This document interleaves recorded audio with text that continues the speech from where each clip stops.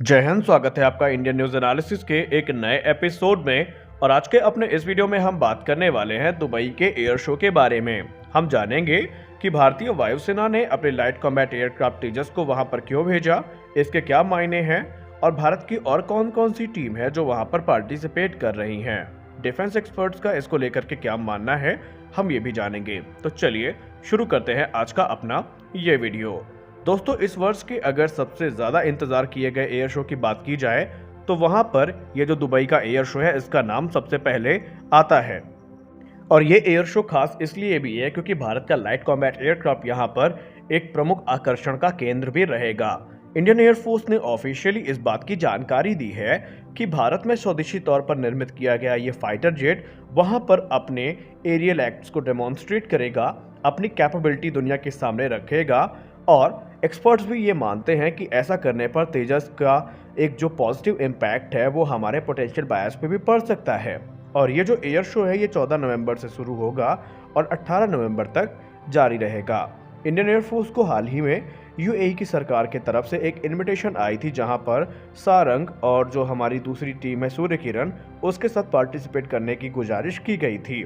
और इसी के मद्देनजर सूर्य किरण और सारंग की जो टीम है वो वहां पर पहुंच चुकी हैं और उसी के साथ भारत ने अपना लाइट कॉम्बैट एयरक्राफ्ट का जो एफओसी वेरिएंट है वो वहां पर भेजा है। हालांकि सूर्य किरण का ये पहला डेब्यू होगा किसी इंटरनेशनल एयर शो में, जबकि सारंग जो टीम है वो पहले भी 2005 में यूएई के एक एयर शो में पार्टिसिपेट कर चुकी है। सूर्य किरण के लिए ये काफ़ी बड़ी अपॉर्चुनिटी मानी जा रही है।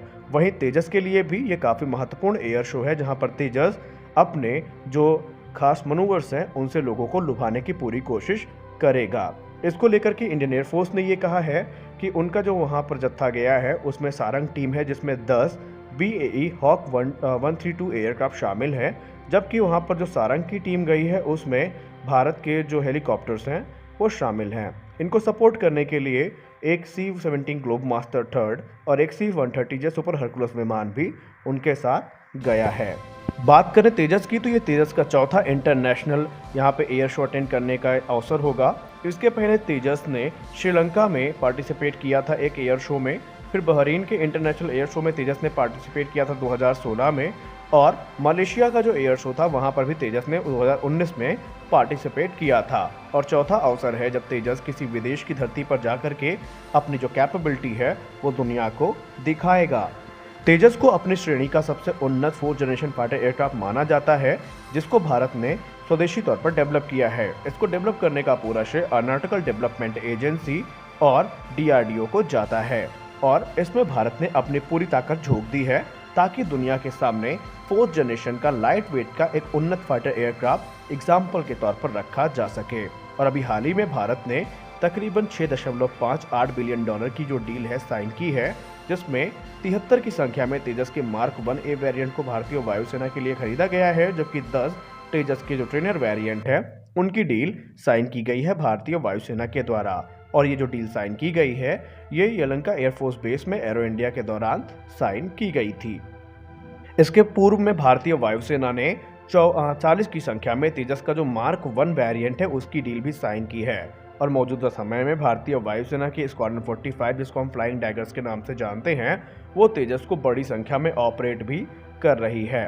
हालांकि HAL की तैयारी ये है कि अभी तक डिलीवरी में जो लेट लतीफ़ी हुई है उसको दूर किया जाए और HAL ये कोशिश कर रही है कि जितने भी कॉन्ट्रैक्ट अभी भारतीय वायुसेना से उसको मिले हैं उनमें जो उसकी प्रोडक्शन रेट है उसको बूस्ट करने का कोशिश HAL की तरफ से जारी है। और HAL ये भी मानती है कि कोविड-19 ने जितना भी उनका कार्य बाधित किया है उससे उबरने की कोशिश वो कर रहे हैं और उनका ये भी मानना है कि 2021 के अंत तक वो इस प्रयास में रहेंगे कि किसी प्रकार वो अपनी जो पर एनम की प्रोडक्शन कैपेबिलिटी है तकरीबन 16 जेट तक उसको पुश कर सकें ताकि सही समय पर भारतीय वायुसेना का जो ऑर्डर है उसको कंप्लीट किया जा सके। हालांकि बात करें अगर तेजस के मार्क 1A वेरिएंट की तो इसकी जो पहली उड़ान है वो 2022 से 23 के बीच में आयोजित की जाएगी। इसके लिए 2 तेजस के FOC स्टैंडर्ड के जेट को लिया गया है जिसमें मॉडिफिकेशंस किए जाएंगे और उसके बाद उन्हीं मॉडिफिकेशन के तौर पर उन एयरक्राफ्ट को एक फ्लाइंग टेस्ट बेड के तौर पर इस्तेमाल किया जाएगा। और अगर रिजल्ट सकारात्मक आते हैं तो निकट भविष्य में उन्हीं जेट का इस्तेमाल आगे के डेवलपमेंट में भी किया जाएगा। और अभी हाल ही में ADA के डायरेक्टर ने ये कहा था कि तेजस का जो मार्क 2 वर्जन है उसमें भी जो ज़रूरी काम है वो पूरे हो चुके हैं और अगले साल के अंत तक उसका रोल आउट कर दिया जाएगा और 2023 में तेजस मार्क 2 की जो पहली उड़ान है उसको आयोजित भी कर लिया जाएगा। हालांकि माना यह जा रहा है कि तेजस के मार्क 2 के जो जरूरी कंपोनेंट्स हैं उनकी टेस्टिंग भी पूरी हो चुकी है और उनको सिर्फ असेंबल करना बाकी है। और HAL chairman are Madhavan sir का ये अनुमान है कि तकरीबन तेजस मार्क 2 की 7 स्क्वाड्रन भारतीय वायुसेना का हिस्सा बनेंगी और इससे भारतीय वायुसेना में एक उन्नत 4.5 जनरेशन का स्वदेशी एयरक्राफ्ट कार्यरत हो जाएगा, जिसके दम पर भारत मिराज 2000 मिग-29 जैसे जेट्स को रिप्लेस कर सकेगा। अब यहाँ पर भारत के कुछ और भी इंडिजिनस प्लान्स हैं जो आगे बढ़ रहे हैं, जिसमें हमारा AMCA भी शामिल है। अब बात करते हैं कि दुबई एयर शो को लेकर के भारतीय वायुसेना के पूर्व अधिकारी और भारत के टॉप डिफेंस एक्सपर्ट्स का क्या मानना है। दोस्तों, जैसा कि आपको पता है इस समय कई देश भारत से संपर्क में हैं और वो तेजस को लेकर के बहुत ज़्यादा इच्छुक हैं और उनको तेजस के बारे में जानने में काफ़ी ज़्यादा दिलचस्पी भी है।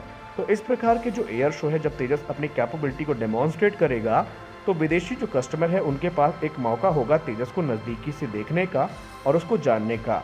और माना यह भी जा रहा है कि भारतीय जो सरकार है वो इसी क्षेत्र में आगे भी बढ़ रही है। हालांकि दुबई का जो एयर शो है इसमें पहली मर्तबा शायद इजराइल भी पार्टिसिपेट कर रहा है और ऐसा माना जा रहा है जिस प्रकार से अभी UAE और इजराइल के संबंध अच्छे हुए हैं उसको देख करके ये कहा जा रहा है कि तेजस का एक्सपोर्ट में भारत को कोई दिक्कत भी नहीं होती है अगर यहाँ पर कोई मिडिल ईस्ट कंट्री इसको खरीदती भी है, क्योंकि अभी तक तेजस के सामने सबसे बड़ा रोड़ा अभी तक तो यही था ना कि उसमें इजरायली कंपोनेंट्स इस्तेमाल किए गए हैं, इसलिए उसको जो मिडिल ईस्ट की कंट्रीज़ हैं वो शायद ना लें। लेकिन एक्सपर्ट्स अब ये मानते हैं कि जिस प्रकार अभी UAE और इजराइल के संबंध अच्छे हुए हैं, आने वाले समय में जो मिडिल ईस्ट कंट्रीज़ का कॉन्फिडेंस है इजरायली कंपोनेंट्स पर वो भी बढ़ेगा। लेकिन भारत ने पहले ही कह दिया है कि अगर कोई भी देश तेजस को सिलेक्ट करता है तो उसमें जो इक्विपमेंट्स इस्तेमाल किए जाएंगे, जो कंपोनेंट्स इस्तेमाल किए जाएंगे वो भारत के स्वदेश निर्मित होंगे और इसको लेकर के डिफेंस एक्सपर्ट्स काफ़ी खुश भी हैं।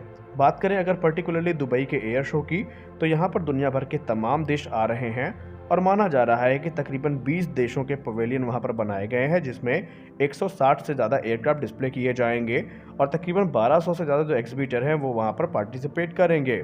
और यहाँ पर दुबई जो है वो अपने या UAE जो अपने make it in the emirate है उस प्रोग्राम को वहाँ पर प्रमोट करेगा और जो फॉरेन वहाँ पर वेंडर्स आएंगे उनको इस चीज़ के लिए प्रोत्साहित करेगा कि दुबई में जो हथियार है उन्नत वो बनाए जाएं। इसमें Israel, the craze Republic, Australia और बेल्जियम जैसे देश हैं उनके लिए पवेलियन को पहले ही रिजर्व कर दिया गया है, जो कि पहली बार वहाँ पर पार्टिसिपेट करेंगे। अभी हाल ही में इजराइल और UAE ने अब्राहम एकॉर्ड को साइन किया है, जिसके बाद दोनों देश अपने जो डिप्लोमेटिक रिलेशंस हैं उनको और ज़्यादा स्ट्रांग कर रहे हैं। फिलहाल के अपडेट्स में बस इतना ही, मिलते हैं अपने अगले वीडियो में, तब तक के लिए जय हिंद।